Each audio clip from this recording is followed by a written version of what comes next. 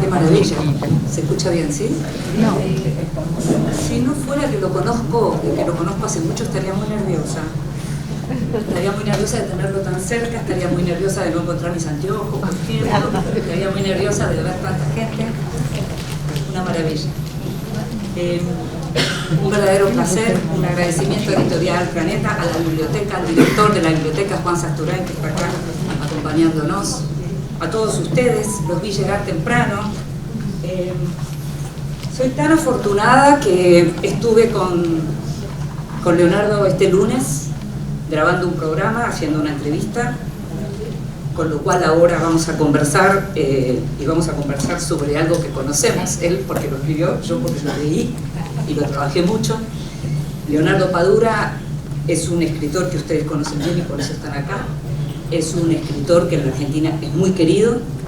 Es un escritor que habla sobre lo que tiene que ver con su lugar en el mundo, pero en donde muchos nos sentimos absolutamente identificados. En esta novela, ustedes que son lectores de Padura saben que, o habrán leído ya, que vuelve Mario Conde, vuelve el hombre que investiga, el hombre desesperanzado, que mientras cuenta la Cuba de la actualidad, investiga crímenes, en este caso investiga varios crímenes. Él investiga dos en realidad, lo que pasa es que hay otros crímenes, porque en esta novela de Leonardo Padura, que nació en 1955 en La Habana, que es filólogo, yo no sabía que era filólogo, es filólogo, periodista cultural y un enorme escritor, uno de los más grandes, escribió esta novela que se llama Personas Decentes, en donde ustedes van a poder encontrarse con varias temporadas diferentes, varios ciclos de la historia diferentes en Cuba. Pero hay algo que tiene que ver con este título, Personas Decentes. Les acabo de decir que Mario Conde es una vez más el protagonista de la novela. La decencia. ¿Hoy sigue siendo un valor la decencia? Muy buenas tardes, casi noche. Quiero, por supuesto, agradecer a la Biblioteca Nacional y a mi viejo amigo Juan Sasturain por ofrecernos este espacio, a la Editorial Planeta por haber preparado toda esta gira de promoción y a mi querida amiga Inde por estar conmigo hoy acá. Hay varios viejos amigos hoy aquí en el público, que eso me satisface muchísimo, poder encontrarlos, poder verlos, aunque sea desde esta distancia, ya después acortaremos la distancia, y me satisface mucho volver a Argentina, volver a Buenos Aires. Y quiero hacer una pequeña historia y después hablo de la decencia. Yo vine por primera vez a Argentina en el año 94 a una feria del libro y traía bajo el brazo un ejemplar de una edición, y Juan Sasturain recordará parte de esta historia, de aquella colección que Paco Ignacio Taibo hizo en Guadalajara, Hojas Negras. ¿Te acuerdas, Juanito? Yo creo que salió una novela tuya en esa colección y eran unas ediciones horribles. Tenían erratas hasta en la mirada. Imagínense que en la nota de presentación mía decía Leonardo Pandura. Así que podrán imaginar ustedes. Yo vine con aquella novela y fuimos a ver al editor de Planeta en aquel momento y le digo, bueno, una novela policíaca cubana, a ver si están interesados.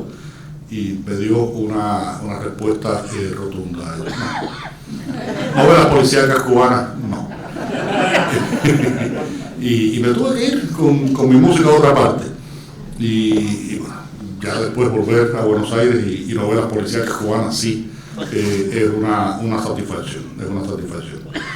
Y bueno, Inde, yo creo que el título de Personas Decentes, y voy a contar otra historia, porque me encanta contar historias. Por eso te queremos.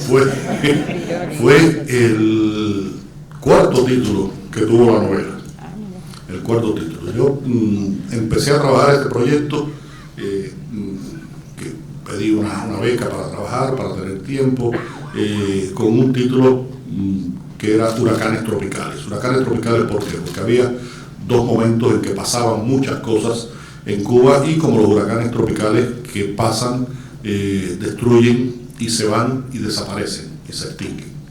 Ese era un título. Después dije, esta novela, que es una novela tan habanera, debe tener de alguna forma la palabra Habana en el título.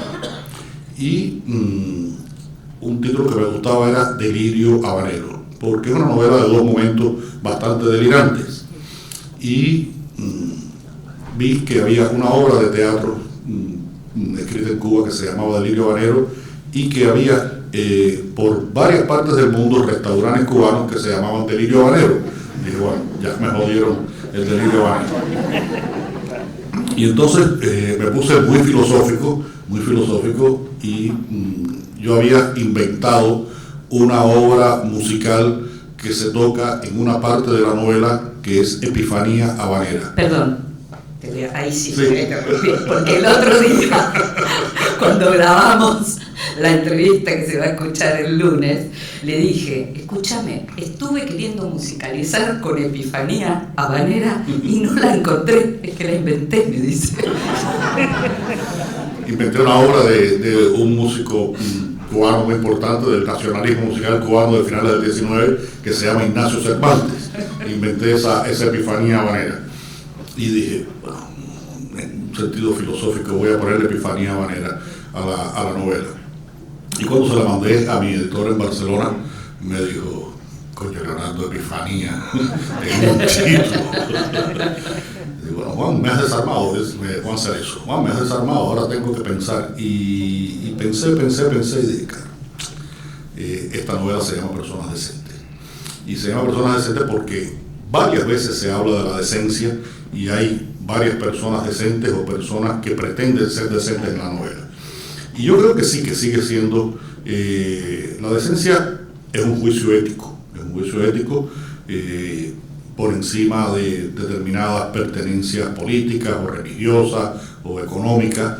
Yo creo que una persona de bien, una persona que se comporta decentemente, puede tener cualquier filiación, vivir en cualquier parte del mundo, y creo que sigue siendo muy importante, y más en estos tiempos en que a veces la verdad no se sabe dónde está, los límites entre lo cierto y lo falso se pierden, entre las certezas que tenemos de determinadas cosas también es móvil, y pienso que las actitudes individuales, cualquier sociedad es la suma de muchas individualidades, y si muchas individualidades se comportan decentemente, pues al final tendremos una sociedad más decente. Por eso creo que sí, que sigue siendo importante, por lo menos intentar cada uno de nosotros en el espacio que tenemos ser una persona decente. Recién yo mencionaba que hay más muertos y que hay, no sé si lo dije, pero lo digo, hay más crueldad en lo que tiene que ver con esos crímenes, con los que tiene que investigar Conde, pero también con los que aparecen en la otra parte de la novela, porque son como dos historias paralelas que tienen mucho que ver entre ellas, y ya el lector sabrá por qué, pero que se van dando una y otra. Y hay crueldad. ¿Te volviste más cruel? ¿Qué pasó? A ver, las últimas novelas del personaje de Conde cada vez se hacían menos policiales, cada vez se hacían más sociales, más existenciales, más filosóficas. Herejes es una novela en la que Conde aparece, pero no aparece todo el tiempo, y hay toda una reflexión sobre el libre albedrío, la libertad, en la transparencia del tiempo, toda esta mirada al papel del hombre en la historia, y la historia influyendo sobre el hombre, y dije, bueno, voy a tratar de volver un poco al policial. Y había una historia que me estaba persiguiendo hace muchos años, que es la historia de un personaje real, que se llamó Alberto Yarini y Ponce de León, que ha sido el proxeneta más famoso de la historia de Cuba. Esa historia yo la comencé a manosear en el año 1987, cuando trabajaba para un periódico en La Habana, y publiqué un reportaje sobre la historia de este personaje y la guerra que desarrolló entre los proxenetas cubanos y los proxenetas franceses que dominaban el negocio de la prostitución a principios del siglo XX. Ese reportaje se publicó en 2 partes, lo leyó mucho la gente, funcionó muy bien, e incluso yo me quedé con ese personaje dándome vueltas en la cabeza, e intentamos escribir un guión de cine con un director. Llegó el año 90, vino la crisis en Cuba, no fue posible hacer la película, y Yarini me siguió persiguiendo. Yarini es un personaje muy curioso, porque es un proxeneta, pero por ejemplo tuvo el entierro más grande de la primera mitad, más populoso, con más personas de la primera mitad del siglo XX. Tenía participación política, un discurso político, vivía de las mujeres, pero a la vez protegía a determinadas mujeres, era amigo de los negros del puerto, tenía una confraternidad muy cercana con ellos. Es decir, que es un personaje que era de muy difícil definición. Es decir, no era un proxeneta. Un hombre que viene de una familia aristocrática, los Ponce de León. Su padre era el odontólogo más importante de Cuba, tanto que la Escuela de Odontología de la Universidad de La Habana todavía se llama Cirilo Yarini, el padre de Alberto. Había estudiado en colegios norteamericanos, había regresado a Cuba a principios de la República, en 1902, y bueno, ese personaje tan contradictorio y tan difícil me atraía mucho. Y quería también escribir una historia que ocurría en el presente, que fuera un poco el complemento, la resolución definitiva de un conflicto del cual ya yo había hablado en una novela anterior, Máscaras. Yo hablo de ese periodo de persecución, de marginación de los intelectuales cubanos en los años 70, que fue muy dramático en esos momentos y que no cesó, pero en aquella época fue muy intenso, y yo lo había escrito en esa novela que se llama Máscaras desde el punto de vista de las víctimas, y voy a escribirlo ahora desde el punto de vista de los victimarios, ver quiénes fueron los que protagonizaron este proceso. Y bueno, y esto va a ser una historia habanera y policíaca. En la parte del pasado, pues bueno, hay dos crímenes muy cruentos, como dice Inde, de dos prostitutas que aparecen descuartizadas, completamente descuartizadas. Y eso lo investiga un policía de aquella época, se llama Arturo Saborit, que es el narrador de esta historia en la que aparece Yarini, y que el gran misterio de esa parte no es quién asesinó a las prostitutas, se resuelve con relativa facilidad. El gran misterio de esa parte es en tratar de entender quién fue Alberto Yarini. Creo que es la parte más policíaca de ese sector argumental de la novela. Y en la parte del presente, pues aparece muerto ese represor cultural de los años 70, y yo dije, voy a vengarme por todos los hijos de puta que persiguieron y mancillaron y humillaron a intelectuales cubanos. Imagínense ustedes, voy a decirle, lo he repetido en estos días varias veces, solamente voy a decirle dos nombres de intelectuales cubanos que fueron marginados en esa época y murieron en la marginación como muertos civiles. José Lezama Lima, el autor de Paradiso, y Virgilio Piñera, el creador del teatro moderno cubano. Imagínense ustedes de ahí hacia abajo cuántos escritores, artistas, músicos, profesores fueron marginados. Y por eso, en una época de principios del siglo en que necesitaba ser cruento, en esta época de principios del siglo XXI quise ser cruento en la muerte del personaje de Quevedo. Un personaje que se llama Reinaldo Quevedo, como está diciendo el abominable, estalinista confeso, de personalidad oscura y agazapada. Había sido escogido por su vocación de inquisidor y tal vez por su maldad genéticamente codificada como la cabeza rectora del proceso de persecución, hostigamiento y marginación que sufrieron demasiados escritores y artistas cubanos durante los años en que ejerció su compacto reinado. Entre sus víctimas los hubo de todos los colores y tamaños, incluidas gentes como los luego otra vez celebrados José Lezama Lima y Virgilio Piñera, y también algunos irreductibles como el teatrista Alberto Márquez. Cuando uno lee lo que tiene que ver con este periodo, lo que se llama en la novela Los Oscuros 70, aparecen personajes como este Quevedo, que en realidad, imagino yo, es una especie de síntesis de varios personajes, Y aparece, entre las víctimas de Quevedo, aparece una poeta que se llama Natalia Paulet, que imagina... que suena un poquito aquí en Buenos Aires, ¿no? Y nos suena por Natalia Paulet mucho, claro. Y entonces, es un homenaje, el nombre de la poeta es un homenaje a Natu, que, bueno, con la que tuve una relación de amistad y lamenté mucho su muerte.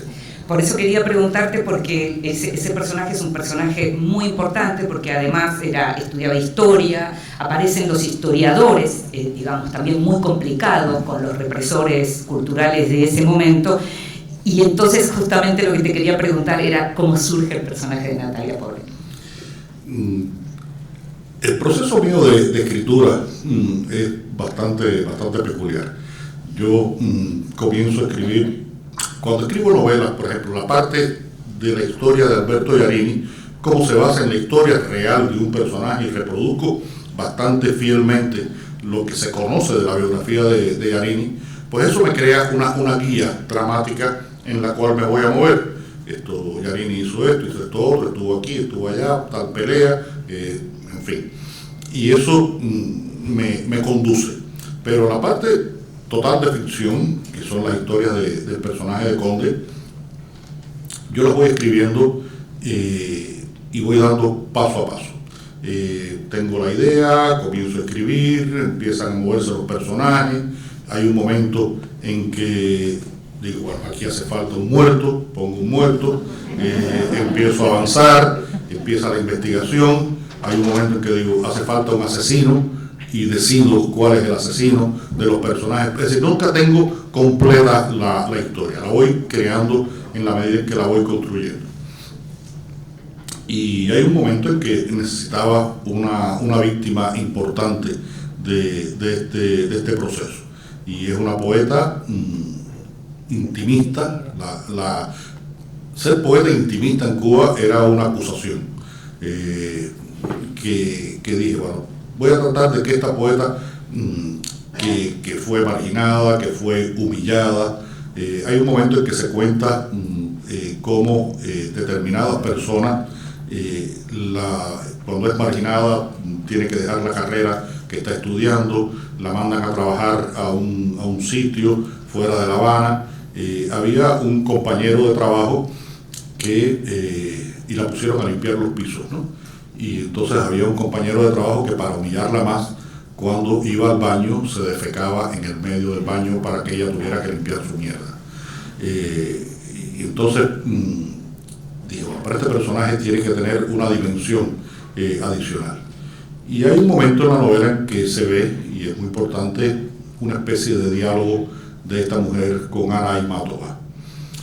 ¿Por qué el diálogo con Ana Aimátova? Porque de esa manera universalizaba la figura de la poeta marginada, de la poeta perseguida, de los epítetos que utilizo con Natalia Paulet son epítetos parecidos a los que usaron con Ana Aimátova en un determinado momento en la Unión Soviética, y es un poco el homenaje a la resistencia de Ana Aimátova y al martirologio de esta mujer de Natalia Paulet, que va a ser clave en el desarrollo policial de la historia, pero que es muy importante en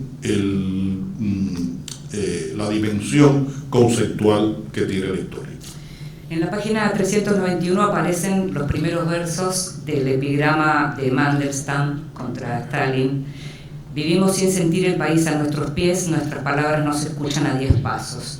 Ahí aparece lo que tiene que ver con los susurros, el hablar entre susurros, pero lo que aparece también como idea es la cuestión de la delación, porque cuando aparece un sistema represivo de esta naturaleza, lo que aparece también es la necesidad de salvarse y la delación. ¿Cómo fue? ¿Cómo es hoy? ¿Qué quedó de eso? Porque muchas veces cuando hay algo así en una sociedad no es algo que se vaya tan fácil.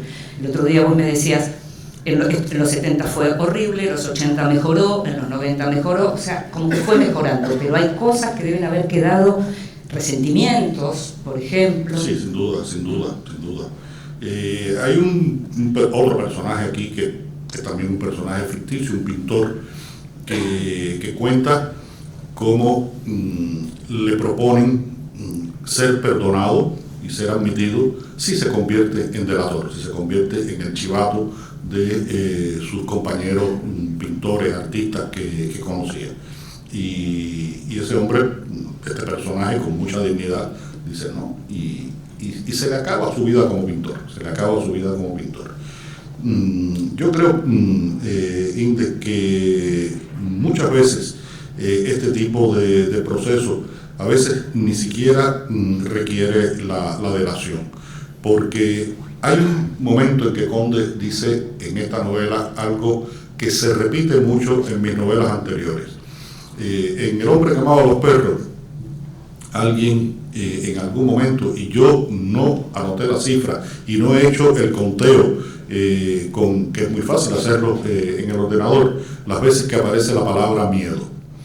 Y Conde dice en un momento de esta novela que no es justo que vivamos con más miedo de lo que nos corresponde. Entonces podemos tenerle miedo al dolor, miedo a la muerte, miedo a los leones, miedo a las ranas, hay gente que le tiene miedo a las ranas, pero no otros miedos que la sociedad esto nos provoque. Y yo creo que mucha gente se movió más por el miedo y se sigue moviendo por el miedo que el mismo ejercicio de la delación, que tiene que haber existido, por supuesto, tiene que haber existido, y muchas veces manipulaban a las personas para que de alguna forma, a través del miedo, se convirtieran en delatores. Realmente, ese periodo de los 70 fue un periodo muy oscuro, es el periodo de sovietización de la sociedad cubana.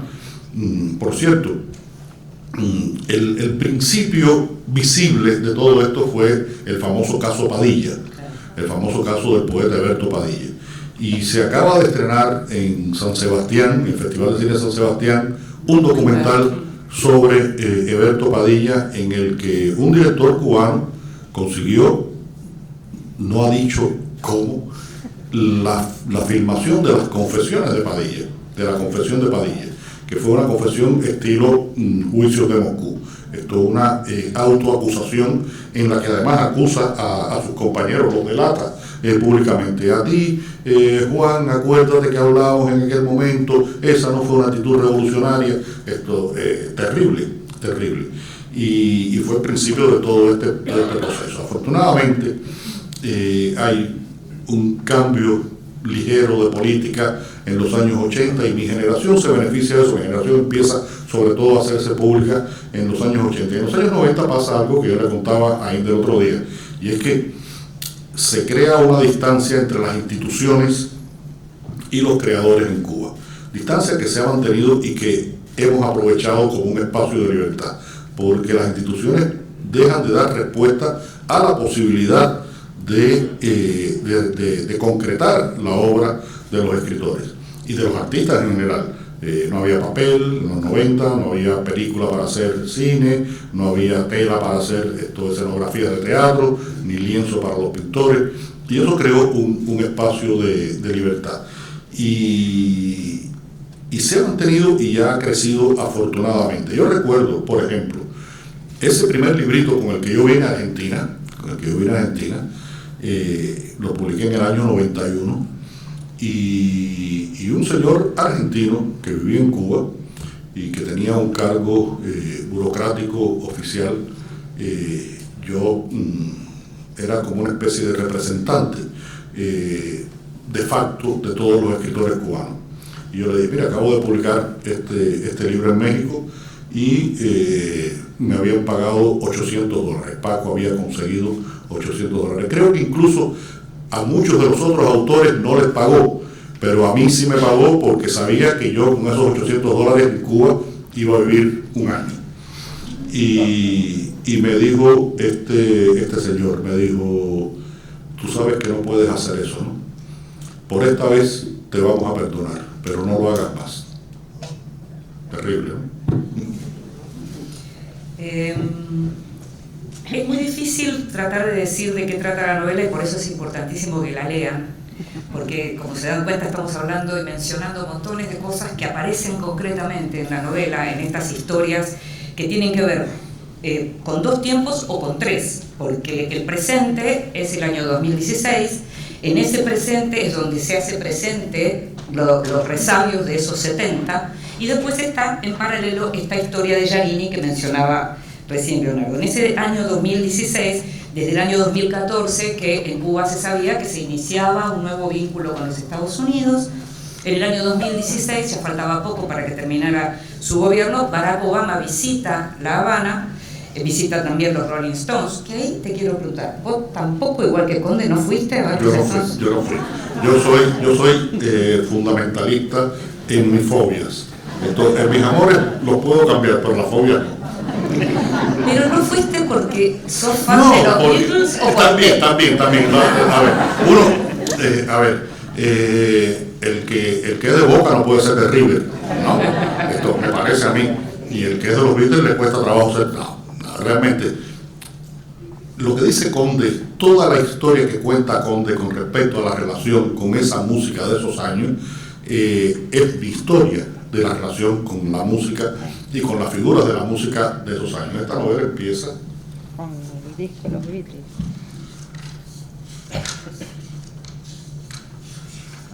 ¿No te emocionás esto? Mira esto. Sí, ¿Cuántas notas? La primera frase de la novela es: demasiado tarde, sentenció.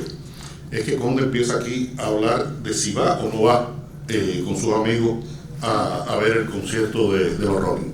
Dice Conde, demasiado tarde. Y cuenta cómo oyó por primera vez a los Beatles en unas placas artesanales que se hacían en Cuba por métodos casi milagrosos, y ahí escucha por primera vez Hard Day's Night, y que nos prohibieron por años oír esa música, porque se consideraba que era una música de penetración ideológica.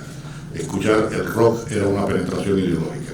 Y la educación sentimental de mi generación está muy alimentada por haber escuchado esa música de manera alternativa. No tuvimos, yo vi por eso me pasó hace 8 o 10 años. Estoy en la casa un día, y Lucía se acordará perfectamente, a mí me encanta de Mamas Antipapas. Y estoy un día en la casa y pongo la televisión, en la televisión cubana, y hay un programa en que de pronto están un material fílmico y de Mamas Antipapas. Y de pronto yo doy un grito y dice Lucía, madre, un grito que no voy a repetir aquí. Digo, es que por primera vez estoy viendo, porque no había tenido la curiosidad de buscarlo en YouTube o algo, por primera vez estoy viendo a Mamas Antipapas. Estos hijos de puta me prohibieron durante 60 años ver a Mamas Antipapas. Y Conde es tan fundamentalista como yo en esas cosas, y por eso nos fuimos al concierto. Hay tantas cosas en esta novela, que también hay lugar para Napoleón. Aparece Napoleón en esta novela, curiosamente, y aparece un objeto de Napoleón. ¿Por qué? Mira, es muy curioso la relación de Cuba con Napoleón. El médico que acompaña a Napoleón en Santa Elena y que le hace la autopsia a Napoleón, en la cual hace un acto que se dice en la novela, que no voy a revelar ahora, murió en Cuba, vino a Cuba y murió en Cuba. Y hubo un pintor cubano de padres franceses que fue a estudiar a París y que trajo una serie de objetos napoleónicos verificados que fueron parte del robo que ocurrió en el gabinete de las medallas de los reyes de Francia. Ese pintor incluso llegó a ser director de Bellas Artes en una época, un pintor muy clásico con algún destello de genialidad en algún par de piezas que están en el Museo Nacional. Y bueno, estaban esas historias del siglo XIX, el médico que viene a Cuba, el pintor que trae una serie de objetos robados, de los cuales su destino no se conoce bien, y un proceso posterior, y es que en los años 30, 40, 50, un multimillonario cubano, le decían el rey del azúcar de Cuba, cuando el azúcar de Cuba valía más que el oro. Era un fanático de Napoleón y hizo una gran colección de objetos napoleónicos. Este hombre, Julio Lobo, se llamaba, se va de Cuba cuando triunfa la revolución y deja su colección en Cuba. Y esa colección da origen al Museo Napoleónico de Cuba, que se monta en la casa de otro rico cubano que venía, incluso había sido un héroe de la independencia, que era de origen italiano y había construido en el centro de La Habana un palacio ecléctico florentino veneciano cubano, las locuras del trópico. Y en ese local, en esa casa, que es un palacio bellísimo, se monta el museo Napoleónico. Y todo eso me permitió ver la posibilidad de que fuera un objeto relacionado con Napoleón, el que tuviera que ver con el centro del misterio que se va a saber muy al final que recorre esta historia. Y yo le contaba el otro día a Indy que a mí me encantan los objetos perdidos. Me encantan los objetos perdidos porque los objetos perdidos tienen siempre una dimensión medio mágica. Ya yo usé un Buda de oro en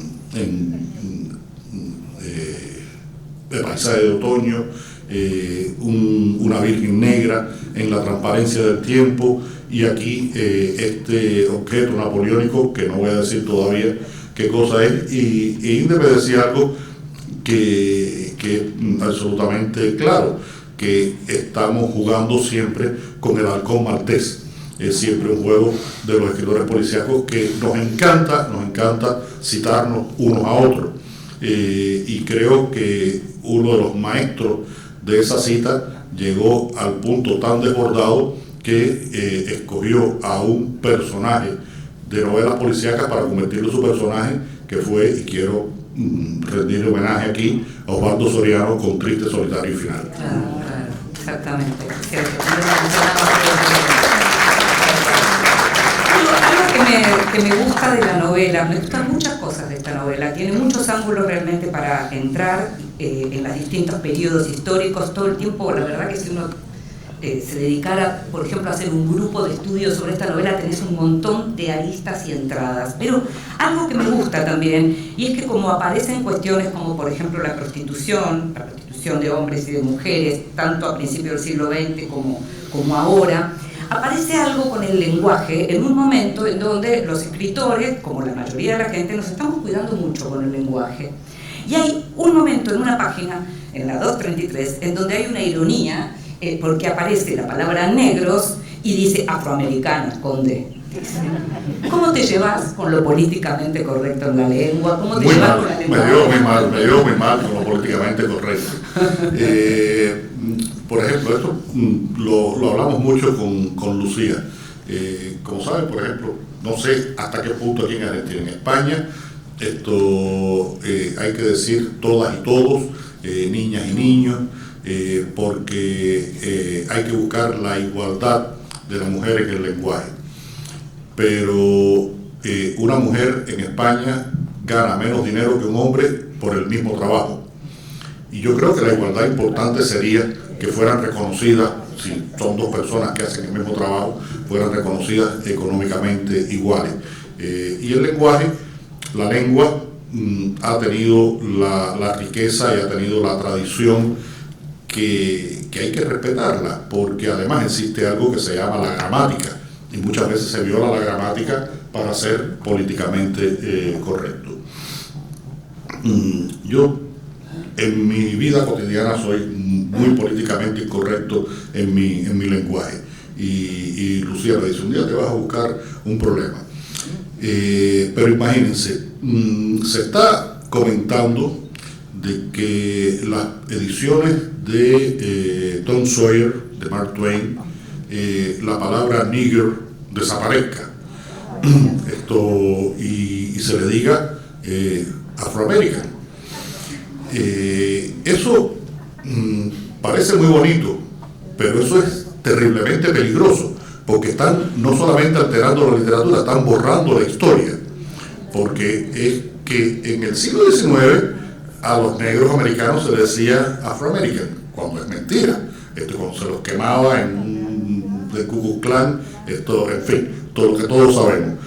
Por eso creo que muchas veces hay que tener cuidado con rescatar a través del lenguaje determinadas correcciones, porque hay que adecuarla a la época en que ocurre. Y Conde es muy políticamente incorrecto, igual que yo en su lenguaje.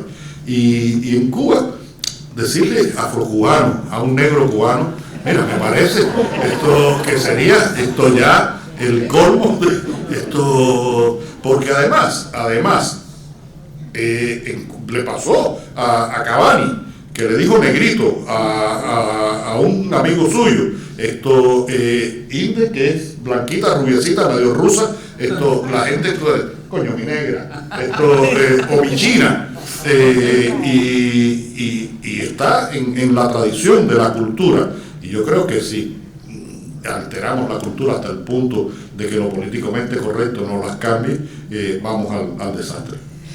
Ustedes saben que la novela la van a poder comprar porque está acá afuera, tienen la posibilidad de comprarla, y también van a tener la posibilidad, cuando terminemos ya en un ratito, que se nos está yendo el tiempo de una manera vertiginosa, en un ratito van a poder pedirle a Leonardo que se las firme. En la novela, que hay tantos temas y tantas historias, hay también reflexiones no solo sobre la decencia, hay muchas reflexiones sobre la vejez, y hay reflexiones también sobre la felicidad. Como siempre, la cuestión de la felicidad es relacional. Lo que hace a uno feliz no hace feliz al otro, lo que hace feliz a una sociedad no hace feliz a otra. Hay un momento en la página 369 en donde está hablando Conde, que está con todos sus amigos, los que están viviendo fuera de Cuba también, y en donde dice: y todos estamos aquí felices y contentos porque, a pesar de las patadas en el culo, de las distancias, de las ilusiones perdidas, de los cuentos que nos metieron y nos meten, de las promesas que se hicieron polvo en el viento, como dice mi amiga Clara, nos merecemos esto porque hemos trabajado para esto. Nos merecemos unas vacaciones de todo lo feo, lo malo, lo jodido, lo perverso, de la tristeza que nos persigue, de la realidad, de lo que no hay, de lo que se acabó, de lo que no te toca. ¿Qué historia la nuestra, coño? Mira que nos han jodido. Y sigue, ¿no? Que van a poder leer ustedes. ¿Qué historia la de ustedes, Sí. Hay un pasaje anterior de la novela en que Conde lleva a su amigo el Flaco Carlos, el que está inválido, que viene inválido de la guerra de Angola, y a Tamara, el amor de su vida, lo lleva a comer a un restaurante donde se paga en divisa. El restaurante donde Conde está trabajando como vigilante. Y le dice a su amigo, que es el gerente del restaurante: mira, te voy a pagar con lo que ya me has pagado, y lo que falte es de lo que me vas a pagar en los próximos días. Así que va de fiar. Sin deuda. Y Conde siente que es persona. Él y sus amigos son personas. Y que ha entrado en el territorio de la felicidad. Y después hay al final, el día que se produce el concierto de los Rolling, este encuentro, han venido varios de ellos de Miami, se encuentran y tienen ahí un encuentro, y Conde hace esa descarga sobre lo que nos ha ocurrido y cómo se nos ha hecho difícil el acceso a la felicidad.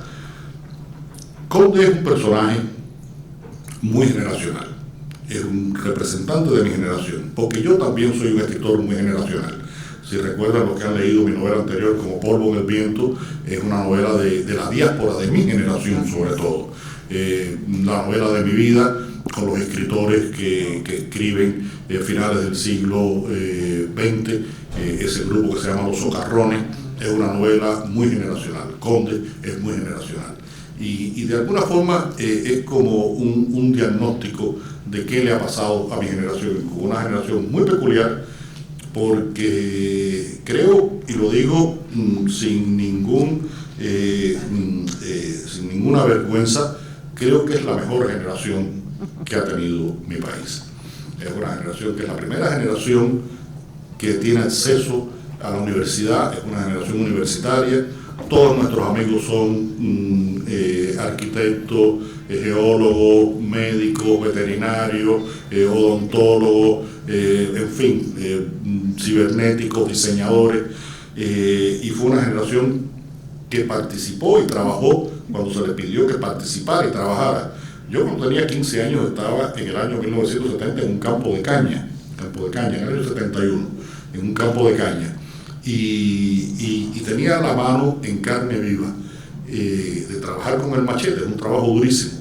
Y cuando yo entraba al surco, cogía el machete y a la hora de merendar, merendaba con una mano para no abrirla, porque si abría la mano y la volvía a cerrar, el dolor era terrible. Y lo que usaba para cicatrizar esas ampollas que tenía en la mano era orina. Me meaba la mano, todos nos meábamos la mano para que se cicatrizara eso. Y lo hicimos porque había que hacerlo, porque era lo que nos tocaba. Y al final, bueno, empezamos a ver que todo aquello se fue como polvo en el viento, y es una generación que hoy tengo amigos que pasan por mi casa y vienen, bueno, a ver si yo les regalo un libro y toman un café conmigo y tal, y hay uno que siempre me dice, coño, qué final el que nos ha tocado. Esto porque ha sido muy dramático y muy duro para la mayoría de la gente de esa generación. Cuando hablamos de lo que tiene que ver con el exilio, en la novela se ve y aparece, así como aparecía en la anterior, pero esta idea que va del gusano, ¿no?, a la cuestión de fe familiar en el extranjero, los beneficiados por esa cuestión de fe que es el familiar en el extranjero. Sí, esta es una época muy especial en la historia reciente de Cuba. Ese 2015-2016 se vivió un momento de una euforia de que parecía que las cosas podían cambiar. La gente abrió pequeños restaurantes que fueron creciendo, costales, aquí se cuenta, muchos dueños de automóviles norteamericanos viejos le cortaban el techo y los hacían descapotables para pasear a los turistas. Y yo vi algo que en otra época hubiera parecido ciencia ficción. Vi a alguien que me decía, no, el viernes por la tarde me voy en el vuelo de American que sale a las 5, porque voy a comer en Miami con fulano y con mengano, y el sábado vamos a Los Cayos, el domingo voy a Disney World, y el lunes por la mañana regreso en el primer vuelo. Esto era como si estuviéramos viviendo en otro mundo. Eso fue posible. Durante 2, 3, 4 años había intercambios académicos, culturales, religiosos, deportivos, y se movía esa sociedad, y fue al final un paréntesis. Después llegó Trump, desmontó todas las políticas de Obama, porque hay que tener en cuenta algo, Obama cambia su política hacia Cuba, no porque él fuera especialmente bueno con Cuba, es porque se dio cuenta de que con un cambio de política podía cambiar las cosas en Cuba. Y yo creo que efectivamente hubiera podido cambiar las cosas en Cuba de haberse mantenido esa política. Después llegó Trump y volvió el atrincheramiento de siempre, el lenguaje de Guerra Fría, las sanciones, un bloqueo incrementado que es real, porque muchas veces hay gente que dice, no, porque el bloqueo es un pretexto del gobierno cubano. Podrá usarse como pretexto, pero es real, y hubo un momento hace 2 años en que era prácticamente imposible para estos familiares en el extranjero mandarle $1 a sus familiares en Cuba. Y a veces ese familiar que estaba en Cuba era una mamá de 80 años y no era posible mandarle un dólar. Es decir que se mezclan muchas cosas en esta relación turbulenta, y afortunadamente en esos años hubo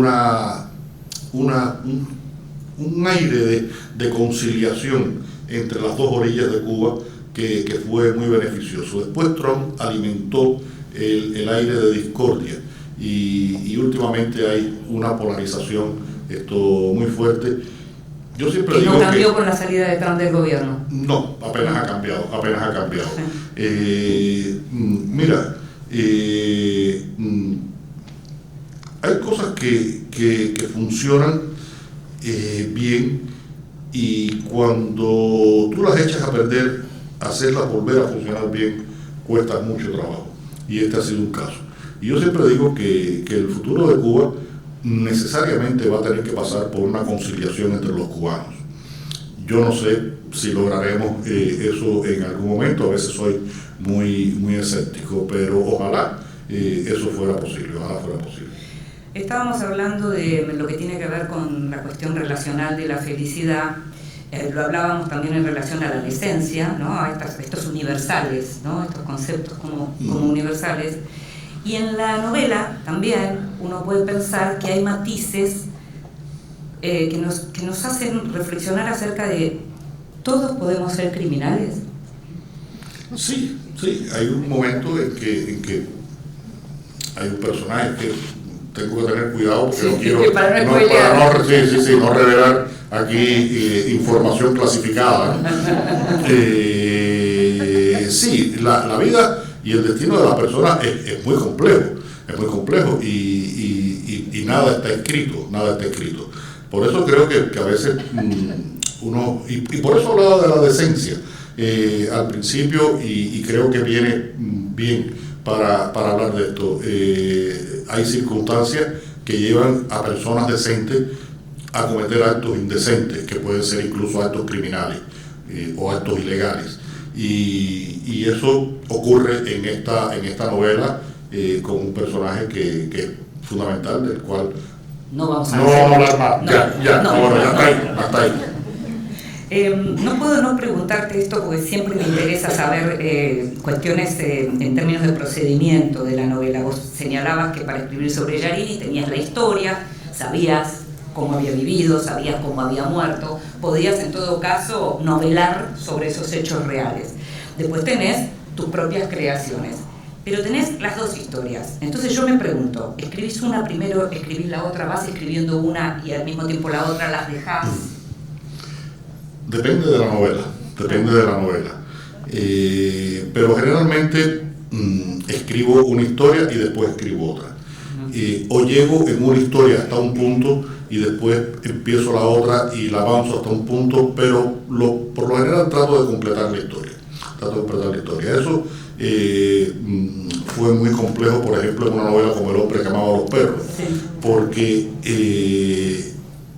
es una novela en la que los acontecimientos más importantes del libro, el lector los conoce antes de comenzar a leer el libro. Y es que Mercader le metió un piolet en la cabeza a Trotsky el 20 de mayo de 1940, el 20 de agosto de 1940, en Coyoacán, México. Y entonces ahí había que construir esa historia jugando con los tempos, más que con los tiempos. Y fue muy difícil poder avanzar en una y avanzar en otra, pero tenía que terminar una, y sobre todo terminé primero la de Trotsky, porque era la historia conocible, no conocida pero conocible, porque la biografía de Trotsky, la vida de Trotsky está biografiada prácticamente día a día, tanto que tiene una autobiografía que termina en el año 29, que es cuando yo empiezo la historia de la novela. Pero tenía por otro lado a un personaje que se llama Ramón Mercader, que es un signo de interrogación, todavía lo es.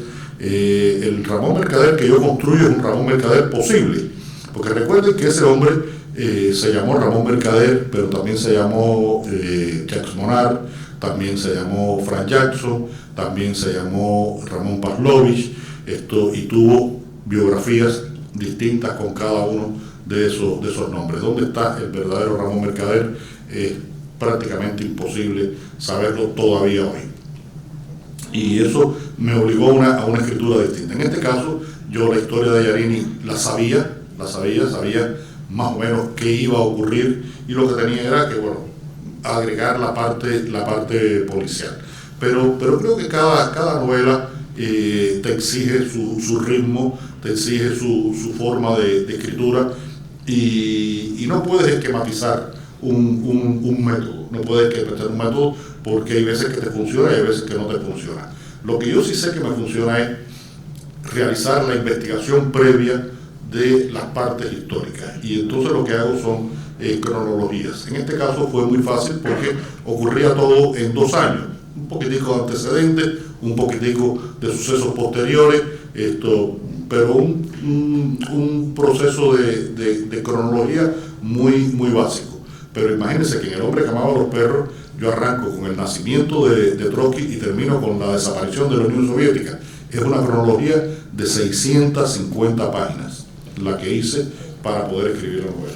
Cuando decís la que hice, ¿escribís una cronología de 600 Sí, páginas? sí, sí. ¿Y eso tenía después? Sí, 1936, enero, esto pasa tal cosa en Barcelona, esto en Madrid mientras pasa tal cosa, y en la Unión Soviética comienza el juicio contra Zinoviev y Kamani.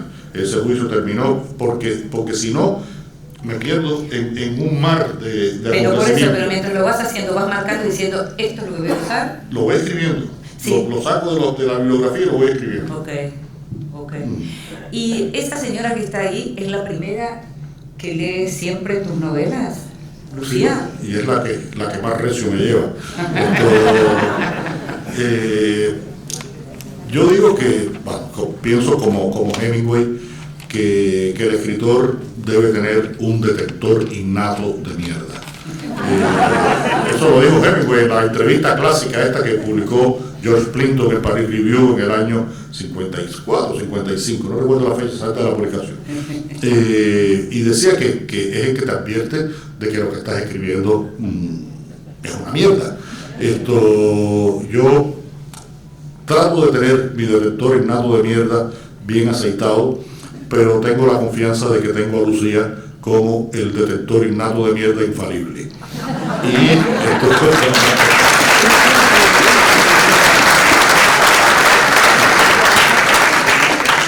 Es mi peor crítico porque es el único crítico que no tiene ningún compromiso conmigo. Su compromiso es únicamente con el libro y que yo escriba el mejor libro que soy capaz de escribir. Y entonces, bueno, es muy despiadada. Pero yo incluso voy consultando con ella cosas previas antes de la escritura.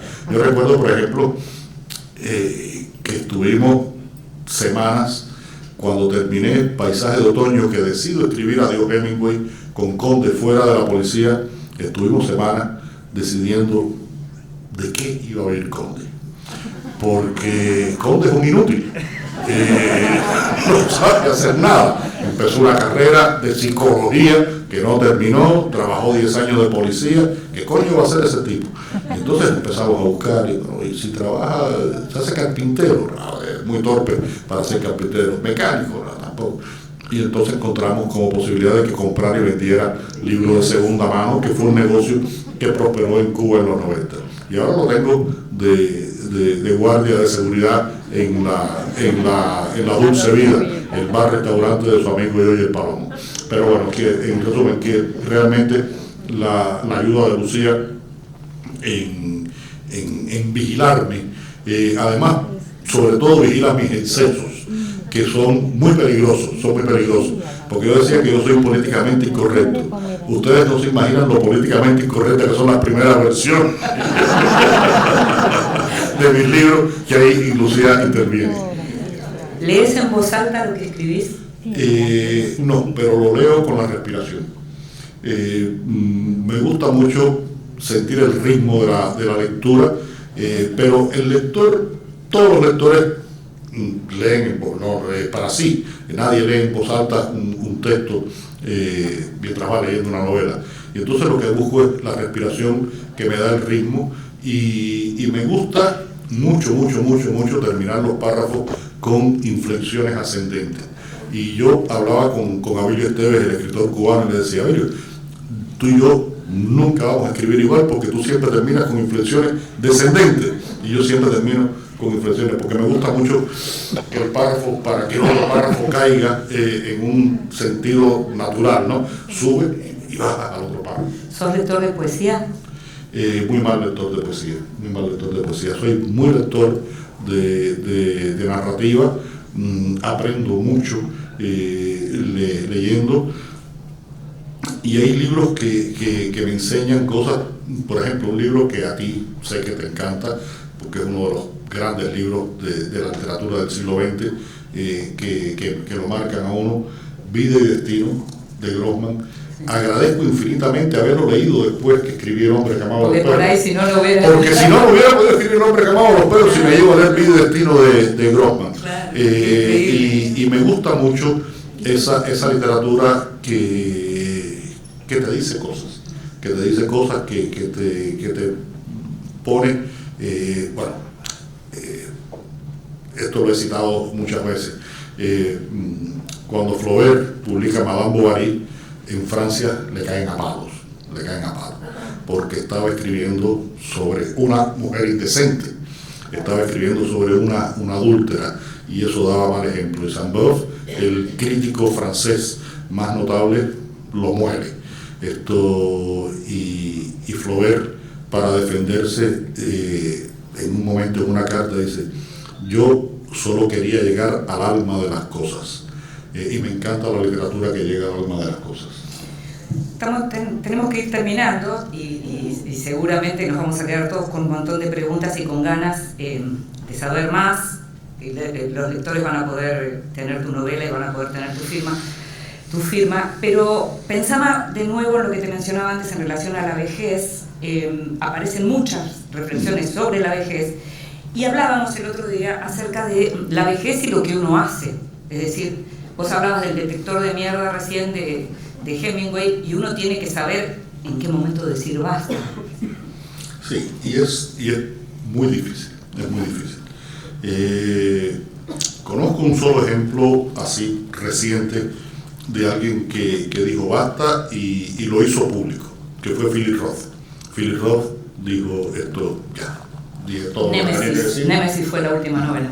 Ya dije todo lo que tengo que decir y ya se acabó esta historia.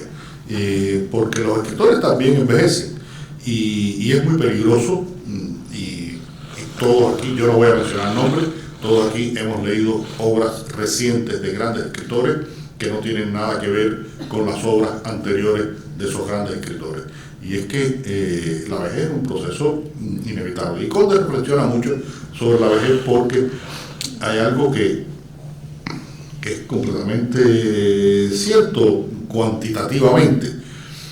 Cuba es un país donde los promedios de edad son de primer mundo. El promedio de vida en Cuba es 80 años, igual que en España, 79.6, 79.8 en España, 79.6 en Cuba, 80 años.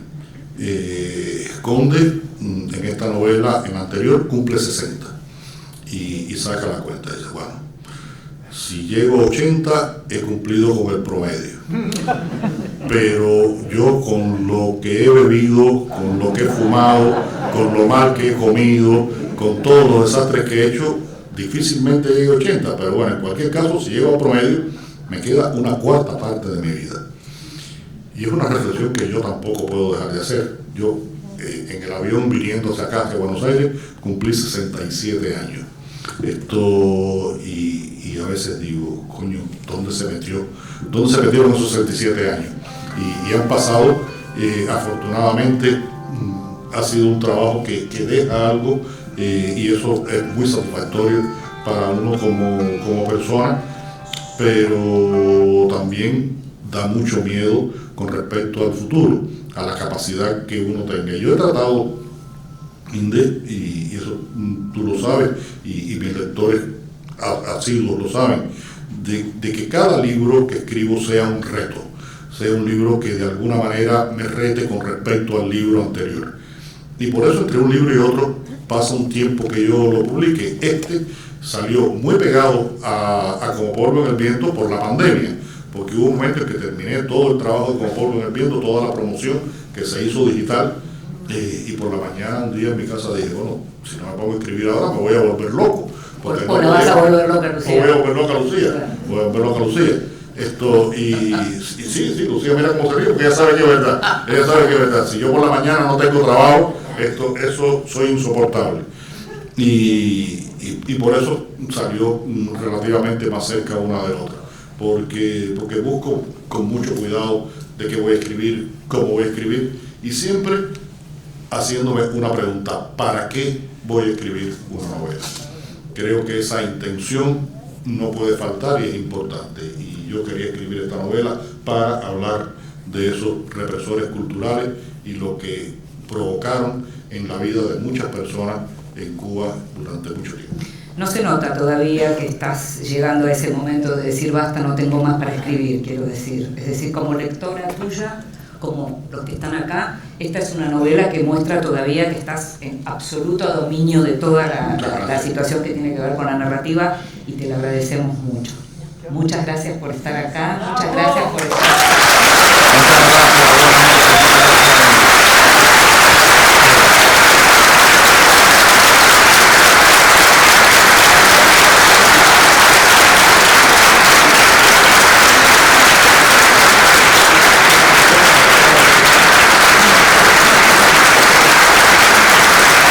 Los invitamos entonces, quien quiera comprar la novela puede comprarla, quien quiera firmarla puede firmarla, porque acá lo tenemos a Leonardo. Si quieres ver salir del perro con papá. Carito. Chao. Viene, aquí me cierro a mi casa. Chao.